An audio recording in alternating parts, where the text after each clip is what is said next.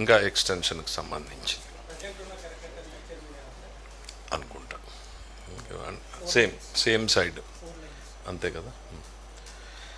Then next ఎంఏయుడికి సంబంధించి then మనము integrated అమరావతిలో మనం ఏదైతే కాంప్లెక్స్ కడతా ఉన్నామో, ఆఫీసెస్ కాంప్లెక్స్, ప్రభుత్వ సెక్రటరేట్ భవనాలు మరియు హెచ్ఓడి కార్యక్రమాలు, జిఏడి టవర్సు, ఇవేవైతే కడుతున్నామో దానికి సంబంధించినటువంటి గ్లాస్ క్లాడింగు, క్రౌను, యాట్రియము, క్యానపీ, స్కైలైటు, కాలం క్లాడింగు, పీవీ ప్యానల్సు, బిఎంయు, ఇవన్నీ చాలా డీటెయిల్డ్గా లిస్ట్ ఉంది.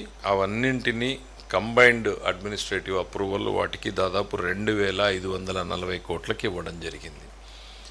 సెక్రటరేట్ భవనాలకు సంబంధించినటువంటి వివిధ పనులకు సంబంధించినటువంటిది అడ్మినిస్ట్రేటివ్ అప్రూవల్ ఇవ్వడం జరిగింది. అంటే హెచ్ఓడి సెక్రటరేటు, హెచ్ఓడిసు, జిఏడి టవర్సు ఏవైతే ఉన్నాయో అవన్నీ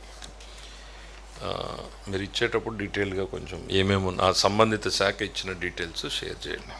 రెండవది పురపాలిక పట్టణాభివృద్ధి శాఖ సేమ్ క్వాంటమ్ వ్యాలీకి ఏవైతే ట్విన్ టవర్స్ మనం కట్టాలనేటువంటి ప్రతిపాదన ఉందో, T1, T2, shell and core ఆ బేస్ స్ట్రక్చర్ కట్టడానికి 1,200 కోట్ల రూపాయలు, 1,208 కోట్ల రూపాయలకి అడ్మినిస్ట్రేటివ్ శాంక్షన్ని వాళ్ళ క్యాబినెట్ ఆమోదించింది. దాదాపు అందులో 37 లక్షల చదరపు అడుగుల కన్స్ట్రక్షన్ చేయడం జరుగుతుంది. ఇవి 2 టవర్స్గా నిర్మాణం చేయడం జరుగుతుంది. ఒక్కొక్కటి 43 అంతస్తులు ఉంటాయి. దీంట్లో క్వాంటమ్ టెక్నాలజీస్కి సంబంధించినటువంటి స్టార్టప్స్, కంపెనీస్, వారికి అవసరమైనటువంటి అన్ని ఫెసిలిటీసు ఆ క్వాంటమ్ టవర్స్లోనే ఏర్పాటు చేసేటట్టు నిర్ణయం తీసుకోవడం జరిగింది.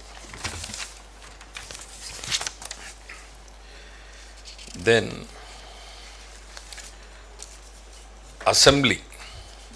అసెంబ్లీ బిల్డింగ్కు సంబంధించి స్పైర్, సెంట్రల్ స్పైర్ అనేటువంటిది పిలుస్తారు. ఆ central spire, parking ring, approach bridges, ఇవన్నింటికి కలిపి దాదాపు 798 కోట్ల రూపాయలకి అడ్మినిస్ట్రేటివ్ శాంక్షన్ ఇవ్వడానికి క్యాబినెట్ ఆమోదం తెలిపింది. దెన్ నెక్స్ట్ ఎంఏయుడిలో జోన్ 2లో ఉండవల్లి గ్రామంలో ల్యాండ్ పూలింగ్కి సంబంధించి లేఅవుట్లలో roads, drains, drinking water, storm water drains, ఇవన్నింటికి పవరు, యూటిలిటీసు, ఇవన్నింటికి కానీ 580 కోట్ల రూపాయలకు పరిపాలన ఆమోదం తెలపడానికి క్యాబినెట్ ఆమోదించడం జరిగింది. మీకు తెలుసు ఉండవల్లి లేట్ ఎక్విజిషన్ అయింది. ఆ ప్రాంతంలో చేపడుతున్నటువంటి developmental trunk infrastructure plus other infrastructure అన్నింటికీ కూడా కలిపి 580 కోట్ల రూపాయలకి పరిపాలన అనుమతి ఇవ్వడం జరిగింది. దెన్ సిఆర్డిఏ లోపల N10 నుంచి N13 వరకు ఉన్నటువంటి జంక్షన్కి అండర్ గ్రౌండ్ కేబుల్స్కి రీరూటింగ్ చేయడానికి సవరించిన అంచనా గతంలో 1,082.44 కోట్లుంటే అది ఇవాళ 1,180.54 కోట్లు, అంటే దాదాపు 100 కోట్ల రూపాయలు అదనంగా పెంచడం జరిగింది. దానికి పరిపాలన అనుమతికి ఇవ్వడానికి క్యాబినెట్ ఆమోదం తెలిపింది. మరి అట్లానే గతంలో సిఆర్డిఏకి సంబంధించినటువంటి భూముల్ని రెవెన్యూ శాఖకు ఆన్ పేమెంట్ ఇవ్వడం జరిగింది.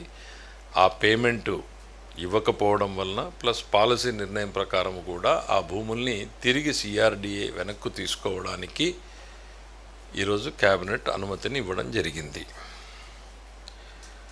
దెన్ ల్యాండ్ పూలింగ్ స్కీమ్ కింద రైతులు కొన్ని ప్రాంతాల్లో యాన్యుటీ అమౌంట్ని పెంపు కొంత కోరారు.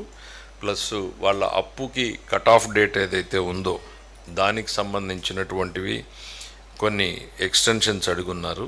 So land pooling scheme effective implementation కోసం అవన్నింటికి కూడా క్యాబినెట్ ఆమోదం తెలపడం జరిగింది.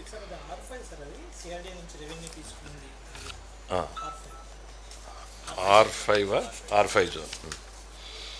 దెన్ నెక్స్ట్ సిఆర్డిఏకి మన కొత్త కేటాయింపులు కొన్ని చేయడం జరిగింది.